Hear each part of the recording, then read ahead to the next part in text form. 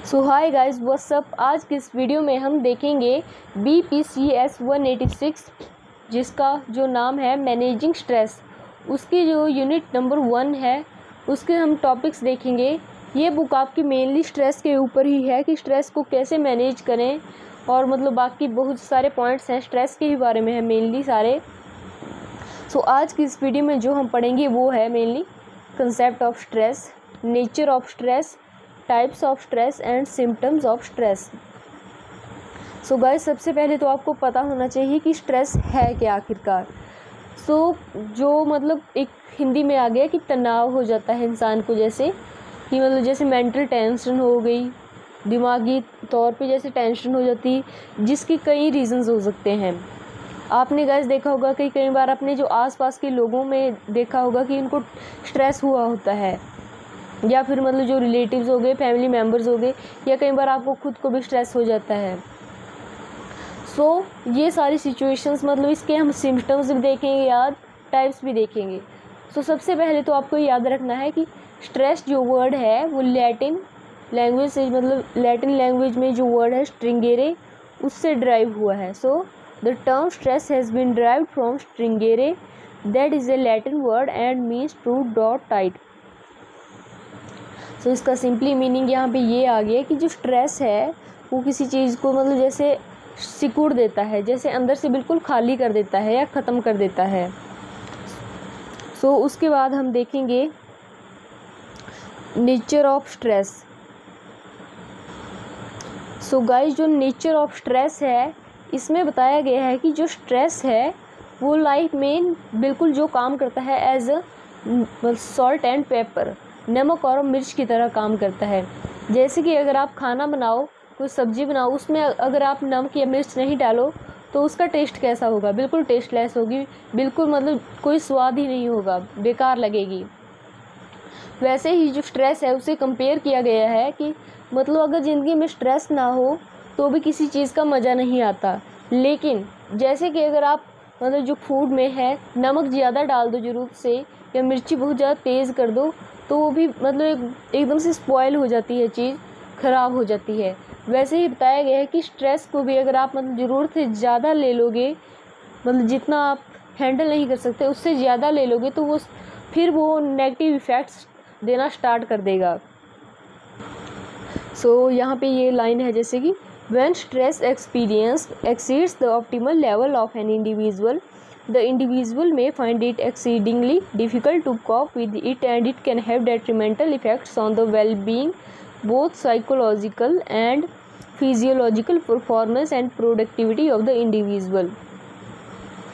मतलब जो स्ट्रेस जो है, जब एक इंसान को मतलब ज़रूरत से ज़्यादा हो जाता है, जिसे वो हैंडल नहीं कर सकता, उसका सामना नहीं कर पाता, तो उसके फिर वो नेगेटिव इफ़ेक्ट्स इंसान पे हो जाते हैं, मतलब एक शारीरिक तौर पे भी और मानसिक तौर पे भी, दोनों रूप से ही।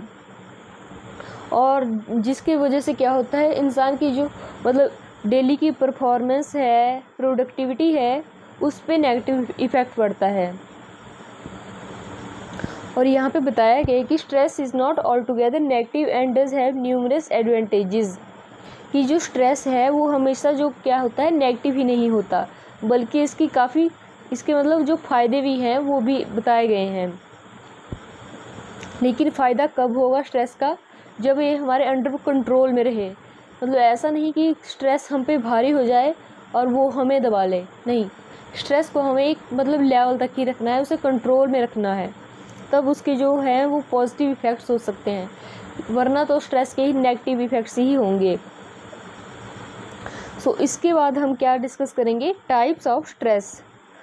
टाइप्स ऑफ स्ट्रेस में यहाँ पे आपके 5 टाइप्स दिए गए हैं: eustress, neustress, distress, hyperstress and hypo stress.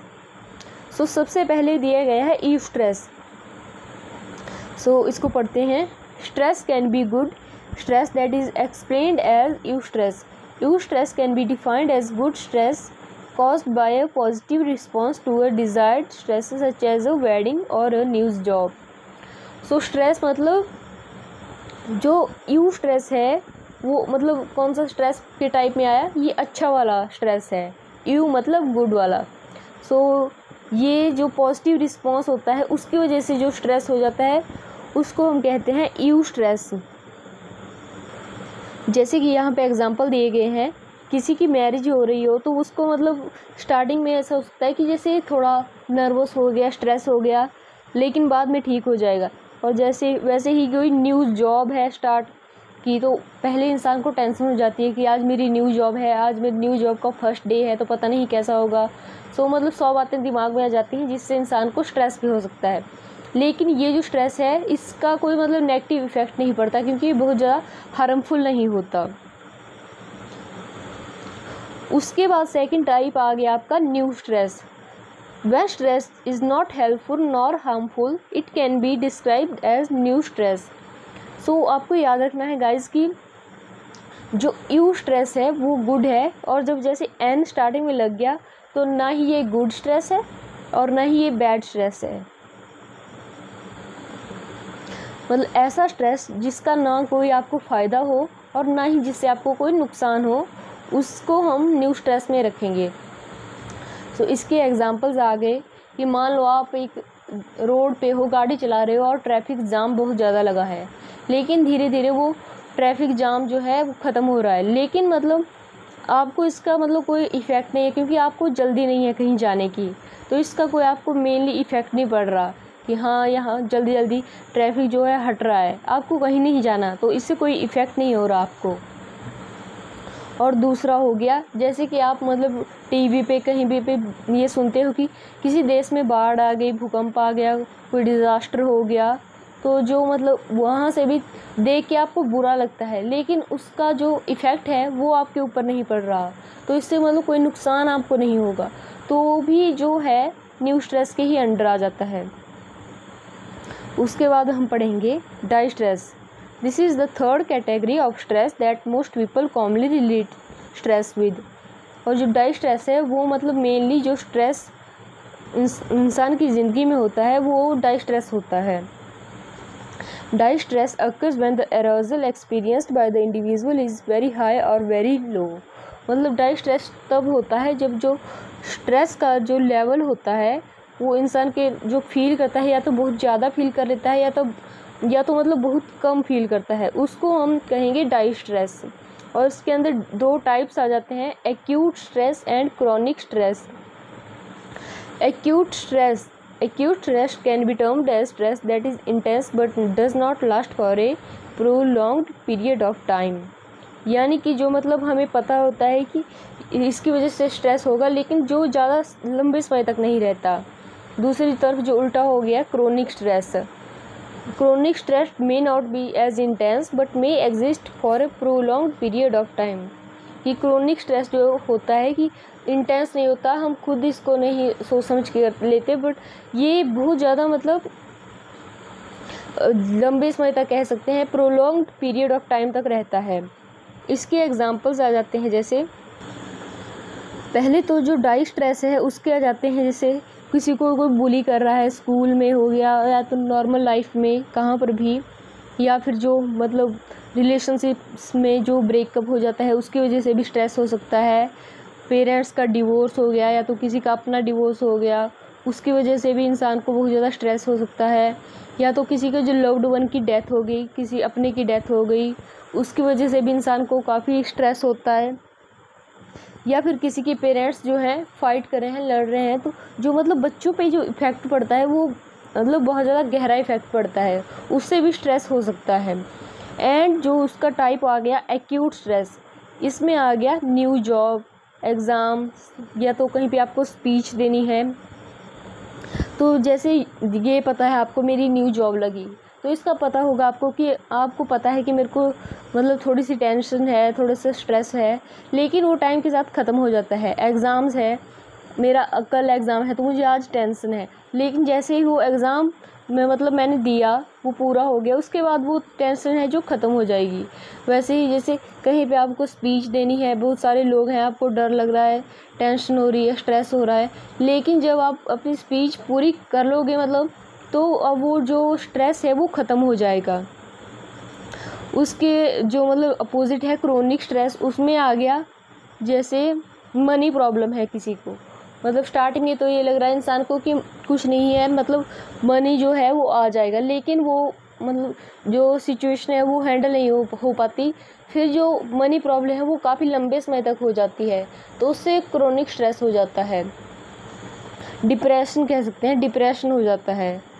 और जो मतलब जिसकी वजह से मान लो किसी की डेली की नीड्स हैं वो भी पूरी नहीं हो रही, पॉवर्टी आ जाए, किसी को मतलब जो जॉब है वो छूट जाए, इंसान को लग रहा है कि कोई बात नहीं, एक जॉब छूट गई मैं दूसरी ले लूँगा, मैं आज ये थी कल कोई और कर लूँगा, लेकिन काफ़ी टाइम बीत गया, काफ़ी महीने बीत गए, कोई उसको जॉब नहीं मिल रही नहीं। और जॉब जो है वो खाने के लिए पीने के लिए भी, घर में मतलब रहने के लिए जो बेसिक नीड्स हैं, क्लोथिंग, फूड, वो भी मतलब उनमें भी प्रॉब्लम आने लगी, वो उनकी भी कमी होने लगी। तो उसकी वजह से जो इंसान को है वो गहरे लेवल पर असर पड़ेगा, और जो उसकी वजह से क्रोनिक स्ट्रेस हो सकता है। उसके बाद hyperstress, excessive stress is termed as hyperstress. दोस्तों आपने देखा होगा कि कुछ लोग जो हैं जैसे आसपास में ही मतलब बहुत ज़्यादा लेवल का जो टेंशन हो जाती है, उनको बहुत ज़्यादा लेवल का स्ट्रेस ले लेते हैं, उसको हाइपर स्ट्रेस कहते हैं। जैसे मान लो किसी की जो लव्ड वन की डेथ ही हो गई, तो मतलब वो उस सिचुएशन से मतलब बाहर ही नहीं आ पा रहा, उसके मतलब उसकी किसी को डेथ तो हो गई, लेकिन अब जो जिंदा बचा भी है वो भी उसको इतना स्ट्रेस हो गया कि वो मतलब उसी सिचुएशन में घूमा रहता है उसका दिमाग, वो अपनी जो डेली की एक्टिविटीज़ है वो भी कंप्लीट नहीं कर पा रहा, मतलब जो नॉर्मल था वो रहा ही नहीं, एक्सेसिव ज़रूरत से बहुत ज़्यादा स्ट्रेस ले लिया उसने, तो उसको भी हम इसी कैटेगरी में करेंगे, हाइपर स्ट्रेस में ही लाएंगे। उसके बाद हाइपो स्ट्रेस, जो बहुत ज़्यादा कम लेवल का स्ट्रेस लेता है इंसान, जैसे या तो किसी को जैसे इनसफिशिएंट स्ट्रेस होता है, उसको हम हाइपो स्ट्रेस में लाएंगे। जैसे मान लो किसी की जॉब लगी है, वहाँ पे वो इंसान काम कर रहा है, आज काम किए तो ठीक है, मतलब अब जो टारगेट हैं वो भी बड़े, हर चीज़ बड़ी, लेकिन वो इंसान मतलब स्ट्रेस ले ही नहीं रहा, उसको अपने काम की टेंशन ही नहीं है, वो नॉर्मली कर रहा है, उसके जो साथ में लगे हैं वो सब प्रमोट हो गए, लेकिन उसको कोई टेंशन ही नहीं है किसी चीज़ की, तो मतलब वो नॉर्मली काम कर रहा है, जो उसके बाद में भी आए थे उससे भी सीखा, वो भी आगे बढ़ गए, लेकिन जो खुद है वो पीछे ही है, तो उसको कुछ भी, जो इंसान मतलब स्ट्रेस ले ही नहीं या तो बहुत कम स्ट्रेस ले, उसको हाइपो स्ट्रेस में लाएंगे। उसके बाद आ जाएंगे हमारे symptoms of stress. So symptoms of stress के देखेंगे कि क्या रीज़न है, सिम्टम्स क्या है स्ट्रेस के। मतलब stress can have impact on various aspects of life that include behavior, cognition, emotions as well as physical health। जो स्ट्रेस है उसके हमारे जो मतलब बिहेवियर है, कॉग्निशन है, इमोशंस हैं या तो फिज़िकल हेल्थ है, इन सभी पे इफेक्ट पड़ता है। और जो स्ट्रेस है वो हर एक पर्सन पे डिफरेंट लेवल से इफ़ेक्ट करता है, क्योंकि जो हर एक पर्सन है वो डिफरेंट वे से स्ट्रेस को हैंडल करता है, इसीलिए जो मतलब सिम्टम्स हैं वो भी थोड़े अलग अलग हो सकते हैं। सबसे पहले हम देखेंगे फिज़िकल सिम्टम्स। फिज़िकल सिम्टम्स में आ गया कि जो एनर्जी है वो कम रहती है इंसान में, या तो जो मतलब पेट है उसमें गड़बड़, सिर दर्द, माइग्रेन्स, दर्द रहती है, चेस्ट में जो छाती में दर्द रहती है, या तो हार्ट बीट जो है वो बहुत ज़्यादा तेज़ हो जाती है, नींद नहीं आती, माउथ में जो मुंह में ड्राइनेस रहती है, और जो मतलब टेंशन एक होगी मसल्स में, या तो फिर मतलब जो इन्फेक्शंस हो गए। सो बेसिक इस लेवल के हैं, जो मतलब हमारी बॉडी में जो चेंजेस आते हैं स्ट्रेस की वजह से, जो नेगेटिव इफ़ेक्ट होता है वो फिज़िकल सिम्टम्स में आ गया। जैसे मान लो किसी को स्ट्रेस हो गया तो उसकी मतलब हर समय उसके सिर में दर्द रहना, हार्ट की प्रॉब्लम्स हो जाना, ऐसे ही मतलब जैसे आँखें आ गया, वो फिज़िकल सिम्टम्स आ गए। इमोशनल सिम्टम देखेंगे अब। इमोशनल सिम्टम्स में आ गए फ्रस्ट्रेशन, मतलब कोई इंसान है बहुत ज़्यादा मतलब गुस्सा कर जाता है, या तो फिर मतलब कुछ फील ही नहीं करता, या फिर जो मतलब हमेशा एक इंसान है जो हमेशा लोनली फील करता है, वो इसके अंदर आ जाएंगे। जो डिप्रेस्ड पर्सन है या लोनली समझते हैं खुद को, वो इमोशनल सिम्टम्स में आ गया। किसी को लगता है कि मैं अकेला हूँ, या फिर वो डिप्रेस ही रहता है हमेशा, उसका माइंड मतलब वो ही सिचुएशन में रहता है, डिप्रेशन में ही, वो उसमें आ जाएंगे। उसके बाद साइकोलॉजिकल सिम्टम्स में आगे हमेशा टेंशन लेना, मतलब दिमाग में है जो बहुत ज़्यादा थॉट्स होने, एक थॉट आया, दूसरा, तीसरा, चौथा, मतलब वैसे बहुत सारे थॉट्स हो जाने, और मतलब जो हम सोच रहे हैं वो भूल जाना, कि एकदम से कुछ सोचने लगाया था वो एकदम भूल जाना कि मैं क्या कर रहा था, मुझे याद नहीं आ रहा।